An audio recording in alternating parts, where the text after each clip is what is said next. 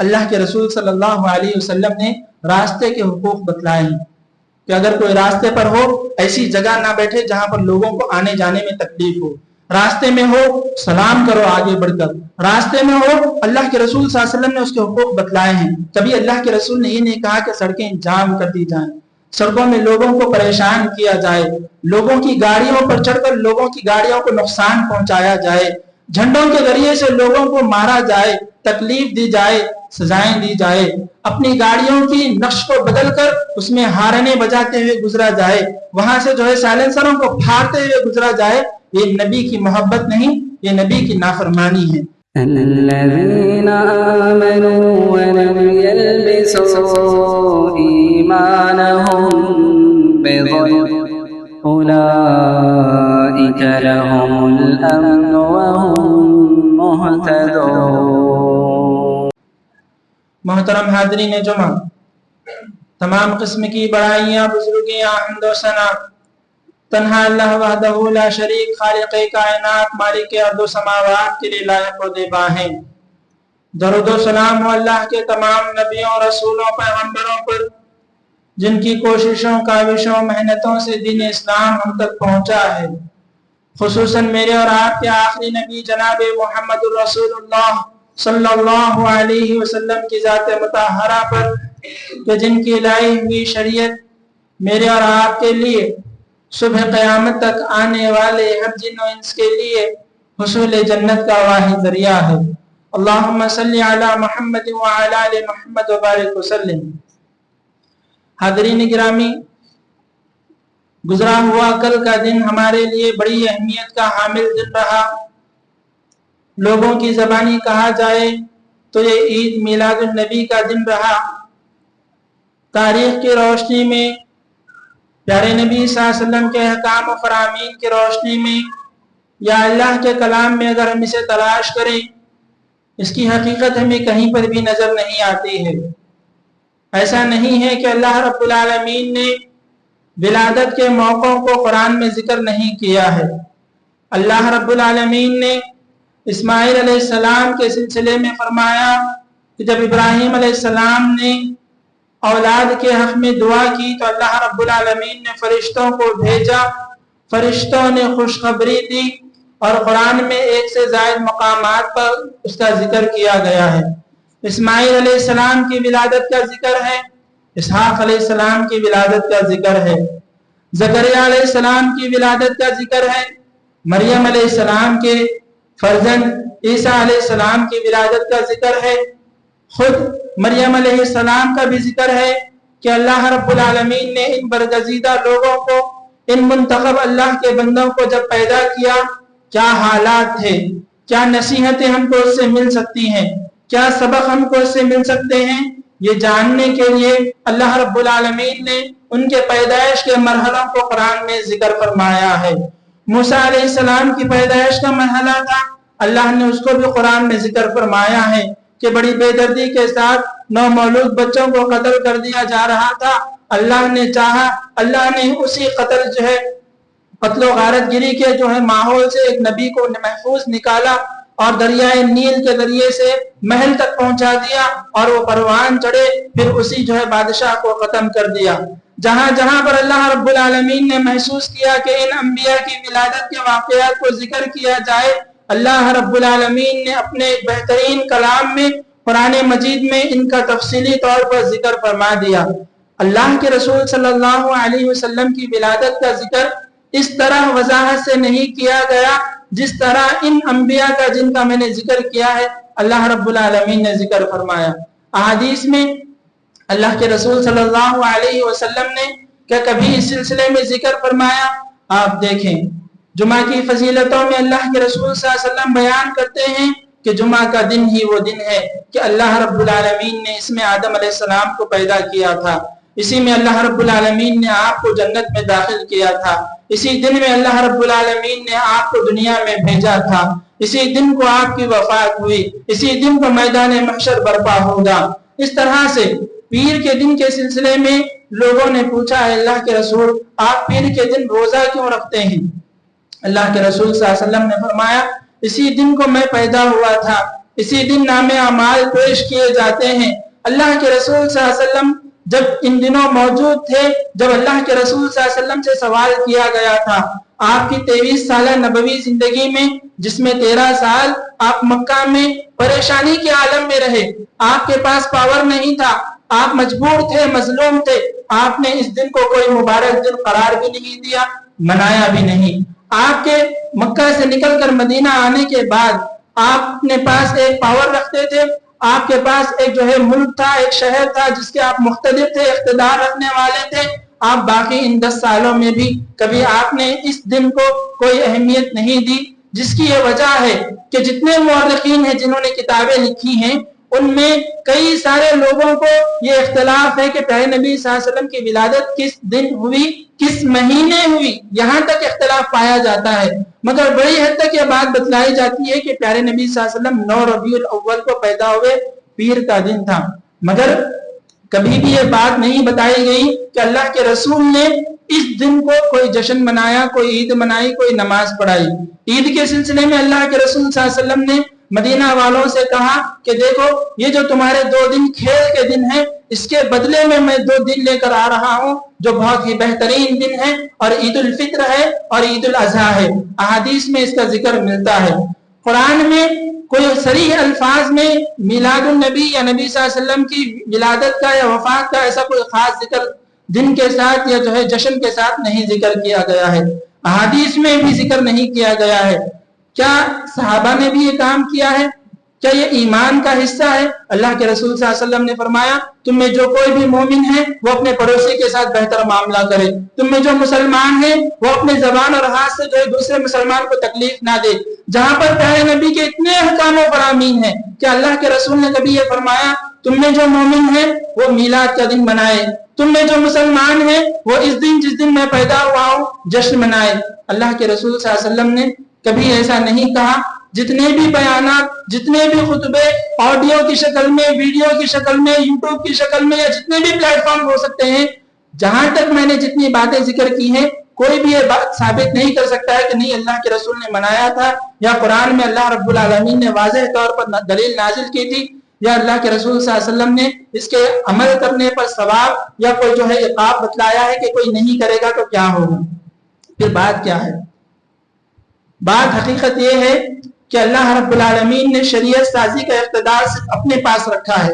شریعت میں اگر کوئی حکم بتلایا گیا ہے، کرنے کا حکم دیا گیا ہے، اللہ نے اس حکم کو نازل کیا ہے، پیارے نبی نے اس کو پہنچایا ہے۔ کیا نبی کو شریعت سازی کا حکم تھا کہ 2 عید کی جگہ آپ 3 کر سکتے تھے، 2 عید کی جگہ آپ 1 کر سکتے تھے؟ نہیں کر سکتے تھے۔ اللہ رب العالمین نے سورہ تحریم میں ارشاد فرمایا، لِمَ تُحَرِّمُ مَا أَحَلَّ اللَّهُ لَكَ تَبْتَغِي مَرْضَاتَ أَزْوَاجِكَ، آپ ایک ایسی چیز جس کو ہم نے حلال کر دیا ہے، آپ کیسے اس کو حرام کر سکتے ہیں؟ شہد کا مسئلہ ہے، بڑا تفصیلی واقعہ ہے، میرے پاس اتنا وقت نہیں ہے کہ میں اس کی وضاحت کر سکوں۔ اللہ کے رسول نے شہد کو اپنے اوپر حرام کر لیا تھا، اللہ رب العالمین نے فرمایا ہم نے شہد کو حلال کیا ہے، آپ کیسے شہد کو حرام کر سکتے ہیں؟ پھر اللہ کے رسول صلی اللہ علیہ وسلم نے شہد کو پیا۔ میں کیا بتلانا چاہتا ہوں؟ شریعت میں ایک ایسا بڑا دن ہو سکتا ہے اور اللہ کے رسول صلی اللہ علیہ وسلم نے اس کو چھپا دیا ہے، یا اللہ کے رسول نے اس کو بتلا دیا ہے۔ جب صحابہ نے اس کو عمل نہیں کیا ہے، پیارے نبی نے اس پر عمل نہیں کیا ہے، قرآن میں یہ موجود نہیں ہے، تو یہ شریعت نہیں ہے۔ جب یہ شریعت نہیں ہے تو کیا یہ شریعت میں مداخلت ہے؟ کیا یہ شریعت میں ڈاکہ ہے؟ یہ شریعت سے ہٹ کر اور بات ہے۔ کیا بات ہے؟ یہ خواہشات کی تکمیل ہے۔ یہ خواہشات کی تکمیل ہے۔ ہماری خواہش ہے کہ ہم ایسا کریں، ہم ایسا کریں گے۔ یہ کیا بات ہے؟ یہ مقابلہ ہے کہ وہ بھی ناچ رہے ہیں، میں بھی ناچوں گا، وہ بھی باہر نکل رہے ہیں، میں بھی باہر نکلوں گا، وہ ایسے ایسے کر رہے ہیں، جھنڈیاں لگا رہے ہیں، وہ کچھ اور کر رہے ہیں، میں بھی کروں گا۔ یہ خواہشات ہیں، یہ مقابلہ ہے۔ یہ مزید کیا ہے؟ اللہ کے رسول صلی اللہ علیہ وسلم کی نافرمانی ہے۔ نبی کے لیے خوش ہونا نہیں ہے، نبی کے لیے نبی کے احکام و فرامین کی نافرمانی کرنا ہے۔ کیسے؟ اللہ کے رسول صلی اللہ علیہ وسلم نے راستے کے حقوق بتلائے ہیں کہ اگر کوئی راستے پر ہو، ایسی جگہ نہ بیٹھے جہاں پر لوگوں کو آنے جانے میں تکلیف ہو۔ راستے میں ہو سلام کرو آگے بڑھ کر، راستے میں ہو اللہ کے رسول صلی اللہ علیہ وسلم نے اس کے حقوق بتلائے ہیں۔ کبھی اللہ کے رسول نے یہ نہیں کہا کہ سڑکیں جام کر دی جائیں، सड़कों में लोगों को परेशान किया जाए, लोगों की गाड़ियों पर चढ़कर लोगों की गाड़ियों को नुकसान पहुंचाया जाए, झंडों के जरिए से लोगों को मारा जाए, तकलीफ दी जाए, सजाएं दी जाए, अपनी गाड़ियों की नक्श को बदलकर उसमें हारने बजाते हुए गुजरा जाए, वहां से जो है साइलेंसरों को फाड़ते हुए गुजरा जाए, ये नबी की मोहब्बत नहीं, ये नबी की नाफरमानी है। मजीद क्या है? अल्लाह के रसूल सल्लल्लाहु अलैहि वसल्लम की नाफरमानी। अल्लाह के रसूल ने फरमाया कि गाने बजाना, गाने सुनना, गाने गाना, गानों पर नाचना, ये तमाम चीजों पर अल्लाह के रसूल ने पाबंदी लगाई है। अल्लाह के रसूल ने फरमाया कल क़यामत के दिन गाने बजाने वालों को अल्लाह रब्बुल आलमीन आग की गोलियां उनके कानों में डालेगा। बंदूक की जो गोली होती है, अल्लाह के रसूल ने फरमाया आग की गोलियां उनके कानों में डाली जाएंगी, वो इस कान से डाली जाएंगी, उस कान से निकाली जाएंगी। आप देखें, हमने कल जितनी भी जश्न मनाए हैं ये गानों की शक्ल इख्तियार कर गए। आज से कुछ साल पहले तक देखा जाए इतना अपडेट नहीं हुए थे, अब जितना अपडेट हो गए हैं, इतने डीजे, इतने जो है नज़में, इतनी नातें, इतनी वाहियात किस्म की बातें, ये सब प्यारे नबी सल्लल्लाहु अलैहि वसल्लम की नाफरमानी ही है। मजीद इनमें नाचा भी गया, इनमें नचाया भी गया, मजीद इसमें टैटू लगाए गए, जिसकी जितनी ज्यादा मोहब्बत उनके उतने ज्यादा टैटू। किसी के दाएं जानिब टैटू, बाएं जानिब टैटू, ऊपर टैटू, नीचे टैटू, पूरे जिस्म पर टैटू, गाड़ियों पर टैटू, घरों पर टैटू, झंडे वगैरह। अल्लाह के रसूल ने फरमाया कि वो आदमी जो टैटू बनाता है लानत है, टैटू बनवाने वाले पर लानत है, टैटू का काम करने वाले पर लानत। इससे जुड़े हुए जितने लोग हैं तमाम पर अल्लाह रब्बुल आलमीन की तरफ से, अल्लाह के रसूल की तरफ से और मलाइका की तरफ, सबकी तरफ से लानत है। हम नबी की नाफरमानी यहाँ पर कर रहे हैं। मजीद इसमें क्या हो रहा है आप खुद बखूबी जानते हैं। हाज़रीन गिरामी, ये किन किन मरहलों से गुजर कर यहाँ तक पहुंची है। पहले जब अल्लाह के रसूल सल्लल्लाहु अलैहि वसल्लम पर यह हुक्म नाजिल हुआ कि शरीयत मुकम्मल हो गई थी, उस वक्त तक ये तमाम चीजें मौजूद नहीं थी, हम जानते हैं। अगर होती तो अल्लाह के रसूल ने फरमाया ईद उल फित्र को निकलने से पहले क्या अहकाम और फरामीन है, वक्त क्या होना चाहिए, सदका करना चाहिए, फितरा देना चाहिए, चांद देखना चाहिए। ईद उल अज़हा के सिलसिले में बताया कि जल्दी करना चाहिए, जानवर ज़िबह करना चाहिए, ईदगाह को जाना चाहिए, गोश्त तकसीम करना चाहिए। आपको ईद मिलादुन नबी के सिलसिले में कोई गाइडलाइंस नहीं मिलेगी। ये इब्तिदा में 12 फात, अगर इसको सही तौर पर अदा किया जाए 12 वफात, यानी ये वो चीज थी कि 12 तारीख को नबी सल्लल्लाहु अलैहि वसल्लम की वफात हुई थी। होते होते इस महीने को, रबीउल अव्वल के महीने को ही 12 फात का महीना कहा जाता था, जिसमें आज भी कुछ बुजुर्ग इस नाम से वाकिफ होंगे। फिर ये नाम में अपडेट हुआ, होते होते इसे मिलादुन नबी कहा जाने लगा। फिर मिलादुन नबी कहते कहते इसे ईद मिलादुन नबी कहा जाने लगा। अब लोगों को समझ में आया कि ये ईद है तो ईद के लिए नमाज भी होनी चाहिए, तो लोगों ने नमाज भी कायम की कि चल ईद मिलादुन नबी की नमाज इस वक्त पर होगी। फिर समझ में आया कि भाई नमाज हो रही है, खुतबा नहीं हो रहा है, तो चलो खुतबा भी दे देते हैं, खुतबा भी दिया जाने लगा।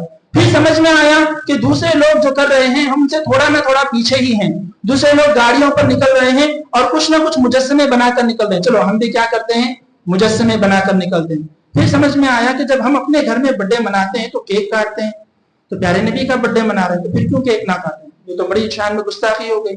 चलो केक भी लाएंगे, केक भी काटेंगे, प्यारे नबी का बर्थडे होगा, काटने वाले काटेंगे भी और साथ में कहने वाले कहेंगे हैप्पी बर्थडे या रसूल अल्लाह। अल्लाह के बंदो, ये दीन नहीं है, तमाशा, ये दीन की गुस्ताखी है, ये नबी की गुस्ताखी है, नबी की शान में गुस्ताखी है।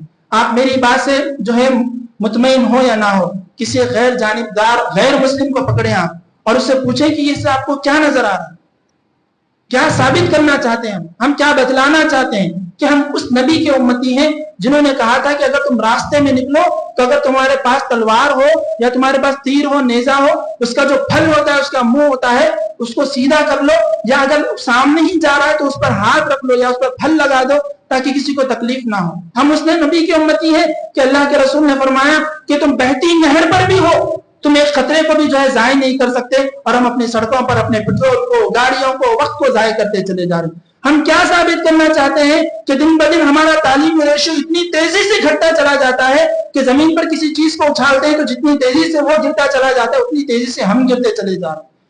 कुछ दिनों पहले की बात है कि किसी ने नबी की शान में गुस्ताखी की थी तो हम सड़कों पर आ गए थे, आप क्या कर रहे हैं। कल जो किया गया था वो क्या था, वो ईद थी या गुस्ताखी थी, वो ईद थी یا شرمناک طریقے سے اپنی خواہشات کو پورا کرنا تھا، یہ کیا تھا؟ حاضرین گرامی، یہ بات یقیناً ہے کہ یہاں موجود لوگوں میں شاید ہی کوئی اس میں پارٹیسپیٹ کیے ہوں، اس عید کو منائے ہوں، مگر بات یہ ہے کہ جو سوالات یہاں پر پیش کیے جا رہے ہیں، آپ میں سے ہر ایک اللہ کے دین کا داعی ہے۔ آج ہم اس دنیا کے اسٹیج پر موجود ہیں، اللہ ہم سے پوچھے گا، ہم میں سے ہر ایک کی ذمہ داری بنتی ہے کہ ہم اپنے پڑوسیوں کو، اپنے دوستوں کو، اپنے رشتہ داروں کو صحیح دین سے واقف کرائیں، صحیح نبی صلی اللہ علیہ وسلم کی سنتوں سے واقف کرائیں، اللہ کے کلام سے، احکام و فرامین سے واقف کرائیں، ورنہ یاد رکھیے آج جو ہمارے غیر مسلم بھائی مجسمے بنا کر جو ہے، مورتیاں بنا کر جو رکھ رہے ہیں، وہ دن دور نہیں ہے، وہ دن دور نہیں ہے کہ پیارے نبی صلی اللہ علیہ وسلم کا بھی مجسمہ بنایا جائے گا، وہ دن دور نہیں ہے کہ اللہ کے رسول صلی اللہ علیہ وسلم کے مجسمے بنا کر بھی اس کو ڈیمولش کیا جائے گا۔ کیوں؟ میرے پاس دلیل ہے اس بات کی۔ کیا دلیل ہے؟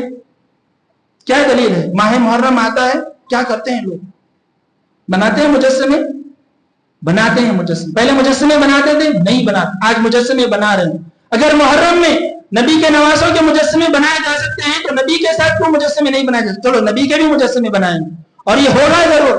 آج ہم دنیا میں موجود ہیں، ہماری جتنی ذمہ داری، ہم جتنی دعوت و تبلیغ کر سکتے ہیں، یہ ہماری ذمہ داری ہے کہ ہم نبی کے دین کو عام کریں گے، اپنی انتہائی سانس تک، آخری لمحے تک ہم اس دین کی اشاعت میں جو ہے اپنے آپ کو وقف کر دیں گے جس طرح سے ہو سکے۔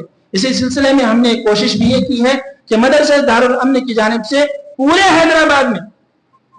حیدرآباد میں جہاں کہیں بھی لوگ رہتے بستے ہوں، وہ لوگ اس مسابقے میں حصہ لے سکتے ہیں کہ مسابقہ یہ ہے پیارے نبی کی پیاری سنت ہے۔ اللہ کے رسول اٹھنے سے لے کر جب صبح اٹھتے تو کیا دعا پڑھتے تھے، پھر آپ کے سنت کا طریقہ کیا ہوتا تھا، وضو کیسے کرتے تھے، وضو کی کیا دعا ہوتی تھی، وضو کا طریقہ کیا ہوتا تھا، وضو کے بعد کی دعا کیا ہوتی تھی، پھر آپ مسجد جاتے تو سنت کیسے پڑھتے تھے، پھر سنت پڑھنے کے بعد آپ کیا کرتے تھے، پھر مسجد سے نکلتے تو کیا دعا پڑھتے تھے۔ یہ ہوتے ہوتے انتہا کو جب آپ پہنچتے ہیں، اللہ کے رسول پھر آرام کرنے کے لیے جاتے تو کیا دعا پڑھتے تھے۔ یہ دعاؤں اور سنتوں کا ایک مقابلہ رکھا گیا، وہ مقابلہ لکھنے کا مقابلہ ہے۔ جو لوگ بھی مساجد سے جڑے ہوئے ہیں، عوام الناس، ان کے لیے حیدرآباد کی 8 مختلف مساجد میں مسابقہ رکھا گیا ہے۔ بورا بنڈے میں مسجد دارالامن میں مسابقہ رکھا گیا ہے۔ مرد حضرات بھی اس میں شریک ہو سکتے ہیں، خواتین بھی شریک ہو سکتے ہیں، کوئی عمر کی قید نہیں ہے۔ آپ کو اردو لکھنا نہیں آتا، آپ رومن میں شریک ہو سکتے ہیں، آپ کو دعا بھی رومن میں لکھنی ہوگی۔ اس کے لیے ہم نے لوگوں کو ابھارنے کے لیے انعامات بھی رکھے ہیں۔ پہلا انعام 10,000 روپے ہے، دوسرا انعام 7,000 روپے، تیسرا انعام 5,000 روپے ہے۔ مقصد یہ ہے کہ اس ذریعے سے لوگ آگے بڑھ کر آئیں، جانے کہ نبی اٹھتے تو کیسے اٹھتے تھے، کھاتے تو کیسے کھاتے تھے، پیتے تو کیسے پیتے تھے، بولتے تو کیسے بولتے تھے، رہتے تو کیسے رہتے تھے۔ لوگ جانیں اور جان کر اس کو اپنی زندگیوں میں نافذ کرنے کی کوشش کریں۔ اسی مقصد کو جانتے ہوئے ہم نے یہ کوشش کی کہ عوام الناس میں تو یہ کام ہونا ہی چاہیے۔ بچوں کو اگر اس وقت میں تربیت دی جائے تو بچے اپنی زندگی بہتر کر سکتے ہیں۔ آج کے بچے کل کا جنریشن ہوں گے، کل کا مستقبل ہوں گے۔ ہم نے حیدرآباد میں جتنے بھی اسکولز ہیں تب سب میں اعلان کر دیا کہ جہاں کہیں سے بھی بچے لکھنا چاہتے ہیں وہیں پر اس کو سینٹر رکھا جائے گا، وہیں پر ان سے لکھایا جائے گا۔ مقصد صرف ایک ہے کہ ان بچے جب یہ انگلش پڑھ سکتے ہیں، سائنس، سوشل، میتھس پڑھ سکتے ہیں، نبی کی تعلیمات کو بھی پڑھ سکتے ہیں، ان کو اپنی زندگیوں میں نافذ کر سکتے ہیں۔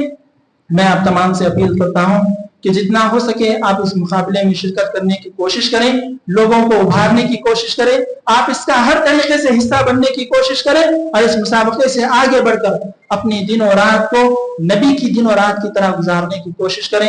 اپنا اوڑھنا بچھونا ایسے بنا لیں کہ ایک عام آدمی دیکھ کر یہ کہہ سکے کہ یہ آوارہ نہیں ہے، یہ بے وقوف نہیں ہے، یہ خواہشوں کو پورا کرنے والا نہیں ہے، یہ پیارے نبی کا پیارا امتی ہے، یہ پیارے نبی کا پیارا سنتوں پر عمل کرنے والا آدمی ہے۔ اللہ سے دعا ہے کہ اللہ تعالیٰ ہمیں نبی کے لائے ہوئے سیدھے سچے دین پر عمل کرنے کی توفیق عطا فرمائے۔ گمراہیوں سے، بدعات سے، خرافات سے، نت نئی چیزوں سے اللہ تعالیٰ ہماری حفاظت فرمائے۔ مستقبل میں جو ہمارے بچے ہیں جو اس میں نہ جانتے ہوئے شریک ہو گئے ہیں، اللہ تعالیٰ ان کو معاف فرمائے، انہیں بہتر روشن مستقبل عطا فرمائے۔ اے اللہ جو بیمار ہیں انہیں شفایہ بھی عطا فرما۔ اے اللہ جن کے نکاح نہیں ہوئے بہترین نکاح کا انتظام فرما۔ اے اللہ جن کے نکاح ہو گئے ہیں مگر مسائل میں گرفتار ہیں، خلا طلاق تک پہنچ رہے ہیں، اللہ تعالیٰ ان کی حفاظت فرما۔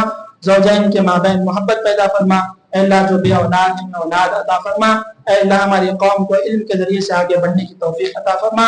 اے اللہ علم و عمل میں ہمیں آگے بڑھنے والا بنا۔ اے اللہ ماں باپ کو اولاد کی تربیت کرنے کی توفیق عطا فرما۔ اولاد کو ماں باپ کے ساتھ حسن سلوک کرنے کی توفیق عطا فرما۔ اے اللہ ہم میں سے ہر ایک کے کچھ نہ کچھ مسائل ہیں، ہم نہیں جانتے ہیں، اللہ تو جانتا ہے۔ اے اللہ ہم تمام مسائل کو تیرے آگے پیش کرتے ہیں، اللہ ہمارے مسائل کو حل فرما۔ اے اللہ ہم پر تیری رحمت کی بارش نازل فرما۔ اے اللہ جب تک زندگی ہے مومنانہ متقیانہ صالحانہ زندگی عطا فرما، خاتمہ ہو تو خاتمہ بالخیر فرما۔ اقول قولی هذا واستغفر الله لي ولكم ولسائر المسلمين من كل ذنب فاستغفروه انه هو الغفور الرحيم۔